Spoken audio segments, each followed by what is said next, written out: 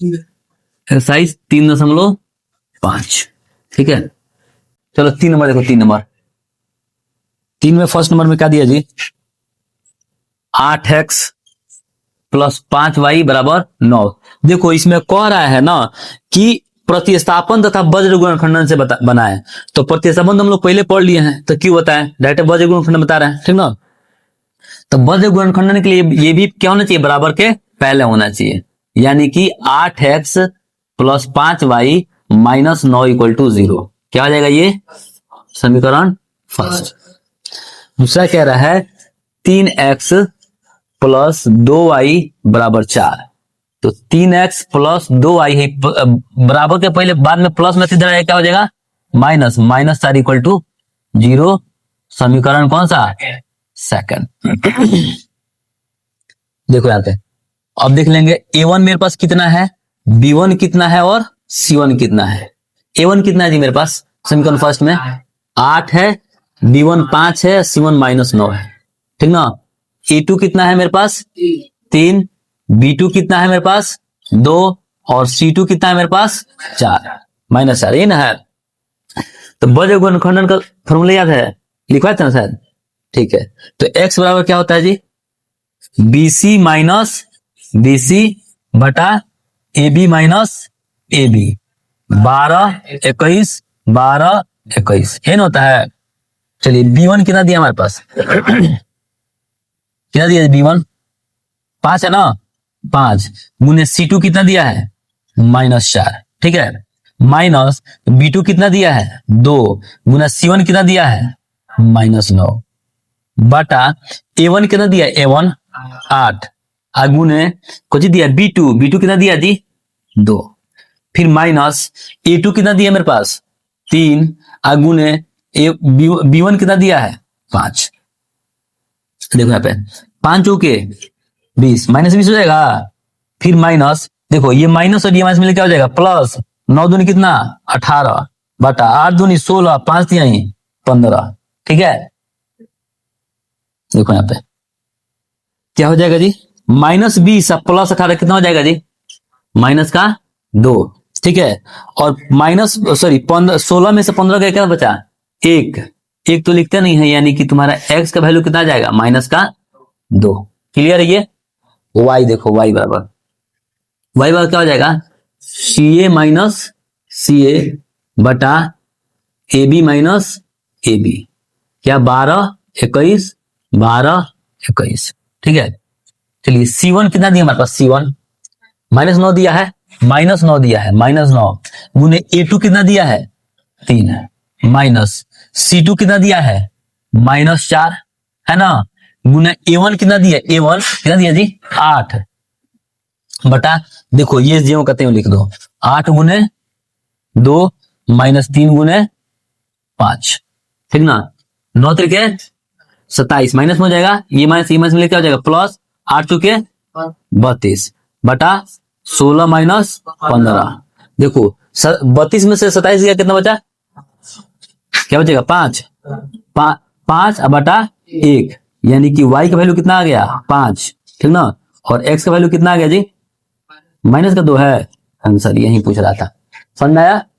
चलो नोट करो इसको। चलो देखो चौथा का फर्स्ट देखो लो क्या है। क्वेश्चन नंबर 4 जो है, 4 का फर्स्ट क्या कह रहा है? एक छात्रावास की मासिक व्यय का एक भाग नियत है, मतलब तो निश्चित है, ठीक ना, तथा शेष इस पर निर्भर करता है कि छात्र कितने दिनों तक भोजन किया, ठीक है। जब विद्यार्थी ए को 20 दिन भोजन करने पर 1000 रुपया छात्रावास को देना पड़ता है, ठीक ना, अदा करना पड़ता है, जबकि एक छात्र बी को 26 दिन भोजन करने के लिए उसको 1180 रुपया देना पड़ रहा है, ठीक ना। तो कह रहा है नियत व्यय और प्रतिदिन के भोजन का मूल्य ज्ञात करना है। जो हम लोग को ज्ञात करना होता है ना, उसी को हम लोग मान लेते हैं, ठीक ना। वो क्या निकालना है? नियत व्यय। चलो लिख लेते हैं फर्स्ट में, माना कि छात्रावास का नियत व्यय क्या ले लेंगे? 100 रुपया, ठीक ना। मैं छात्रावास में रहने का तुमको कितना लग रहा है? 100 रुपया लग रहा है, ठीक ना। अच्छा, उसके बाद से क्या हमको निकालना है? प्रतिदिन का भोजन का व्यय लिख देते हैं। प्रतिदिन के भोजन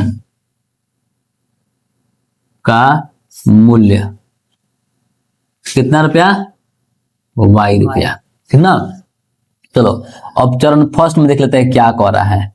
एगो छात्र ए है जो कितना दिन के लिए भोजन कर रहा है, 20 दिन भोजन कर रहा है। तो पहले रहने के लिए तो उसका निश्चित पैसा लगने वाला है। रहने के लिए छात्रावास का चार्ज कितना है, 100 रुपया। चलो एक्स कर लिए, प्लस 20 दिन भोजन कर रहा है। मान लो एक दिन भोजन के लिए तुमको 20 रुपया देना पड़े, तो 2 दिन के लिए कितना देना पड़ेगा, 40 रुपया। गुना कर लिया ना। तो देखो एक दिन भोजन के लिए कितना देना पड़ रहा है, वाई रुपया। तो 20 दिन भोजन के लिए क्या करेंगे, 20 गुना वाई, यानी कि 20 वाई, ठीक ना। और कितना रुपया देना पड़ रहा है दोनों मिला करके उसको, 1000 रुपया, ठीक है। ये क्या हो जाएगा तुम्हारा समीकरण फर्स्ट, ठीक ना। चलो चरण सेकंड में देख लेते हैं क्या कर रहा है। चरण सेकंड, एगो छात्र बी है जो कितना दिन तक भोजन कर रहा है, 26 दिन तक भोजन कर रहा है। तो सबसे पहले रहने के लिए तो उसका निश्चित है ना, रहने के लिए कितना लग रहा है इसको, 100 रुपया, प्लस 26 गुने वाई, 26 वाई हो गया, कितना देना पड़ेगा उसको, 1180 रुपया। ये क्या हो जाएगा, समीकरण सेकंड, ठीक है। अब देखो यदि पहिलिका दोनों में बराबर हो समीकरण में, तो हम क्या करते हैं, विलोपन विधि से समीकरण सेकंड में से फर्स्ट घटा लेते हैं, ये नहीं करते हैं। तो यहाँ पे लिखते हैं विलोपन विधि। क्या कर रहे हैं, विलोपन विधि। देखो विलोपन विधि हम इसलिए बनाए हैं क्योंकि यहाँ पे कोई भी नहीं दिया है कि कौन सा विधि से बनाना है, कोई नहीं कह रहा है। तो जो मन करे, जो हमको आसान लगे उसको बना लेंगे, ठीक ना। तू लोग की मर्जी है, जो मन करे, जैसे तू लोग को मन करे बनाना बना सकते हो, इसमें आसान है, ठीक ना। हम लोग क्या करेंगे फिर, समीकरण सेकंड घटाओ समीकरण फर्स्ट, ये ना करेंगे। समीकरण सेकंड कितना है जी, x plus 26y equal to 1180। ये क्या है, x plus 20y equal to कितना है मेरे पास, 1000। चलो घटा देंगे, ये गया 26 में से 20 गया, कितना बचा जी, 6y इक्वल टू 180, क्योंकि 1100 में से 1000 गया तो 180 बचा। y इक्वल टू क्या हो जाएगा जी, 180 गुना है तो भागा में 6 हो जाएगा, कितना बार में आएगा, 6 के 18, 30 हो गया ना। y का वैल्यू कितना आ गया, 30। चलो और y का मान हम लोग कहां रख लें, कोनों में भी। y का मान समीकरण फर्स्ट में रखने पर, हम कहीं भी रख सकते हैं, समीकरण फर्स्ट से समीकरण सेकंड कहीं भी रख सकते हैं, ठीक ना। समीकरण फर्स्ट मेरे पास कितना था जी, x plus 20y equal to 1000, ठीक ना।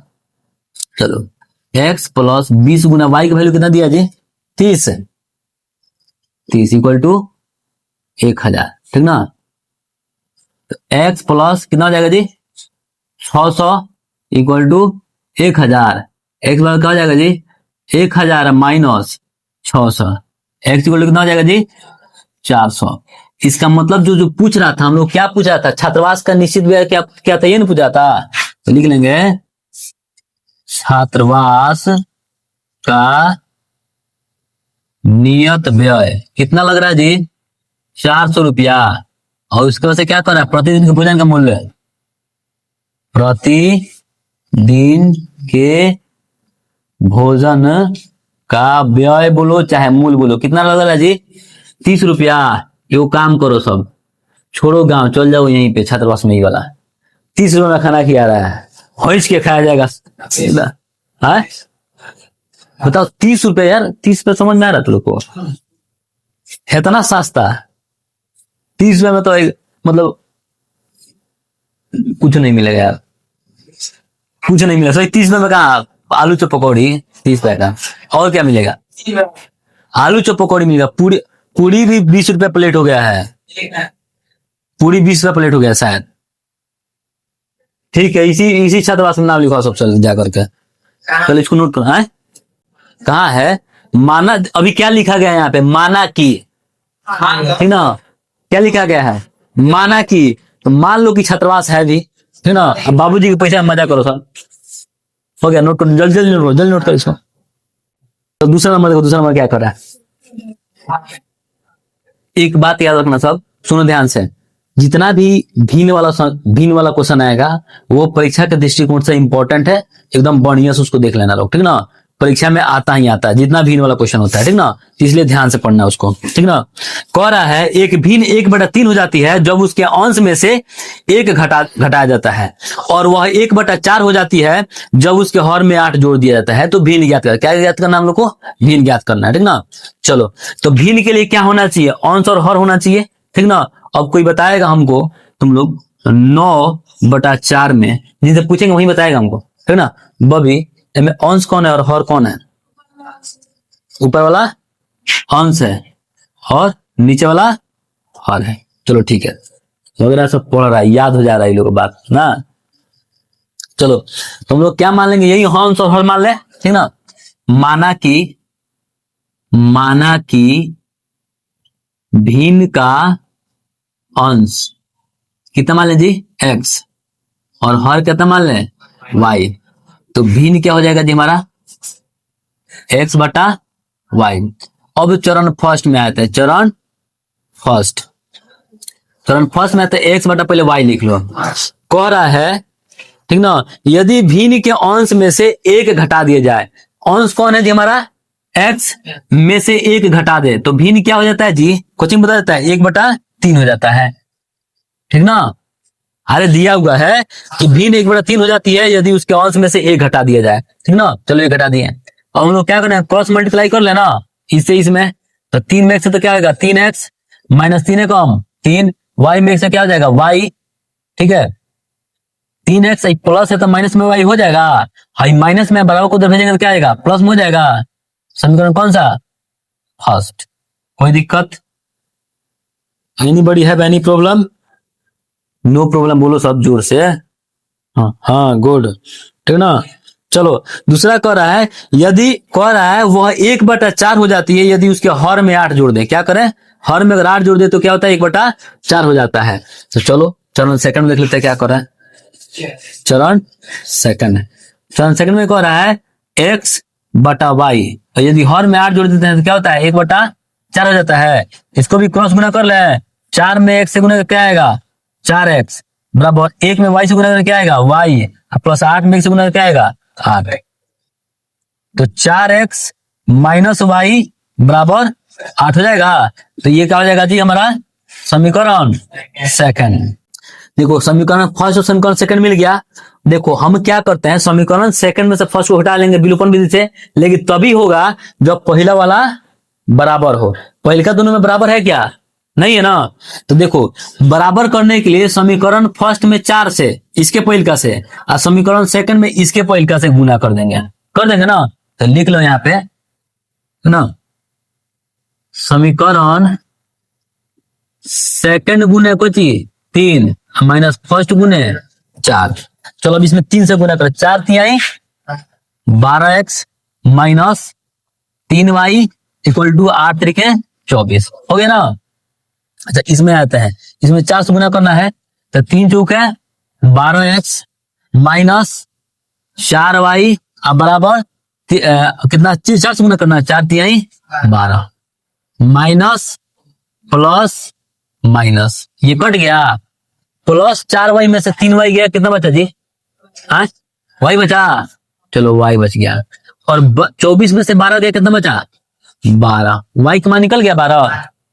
चलो अब y का जो मान है, y का मान समीकरण कोना में फर्स्ट या सेकंड कहीं भी, ठीक ना, रखने पर। चलो समीकरण फर्स्ट कितना मेरे पास है, क्या फर्स्ट में, चलो यहाँ पे लिख लू मैं, फर्स्ट में हो गया खुश, ठीक है। 3x माइनस वाई बराबर 3 है ना। चलो 3x माइनस वाई की वैल्यू कितना है हमारा, प्लस 12 है, equal to 3। 3x equal to क्या हो जाएगा, 3 है माइनस है तो प्लस में 12 हो जाएगा, तो 3x इक्वल टू क्या हो जाएगा जी, हाँ 15, और x इक्वल टू क्या हो जाएगा 15, गुना है तो भागा में 3 बचे 15। x का वैल्यू कितना आ गया 5, y का वैल्यू कितना था जी हमारा 12। क्या निकलना था तुमको, भिन्न बराबर क्या होता है जी, x बटा y, x कितना है 5 बटा कितना 12, आंसर। बात समझ आया, छापो छाप लो।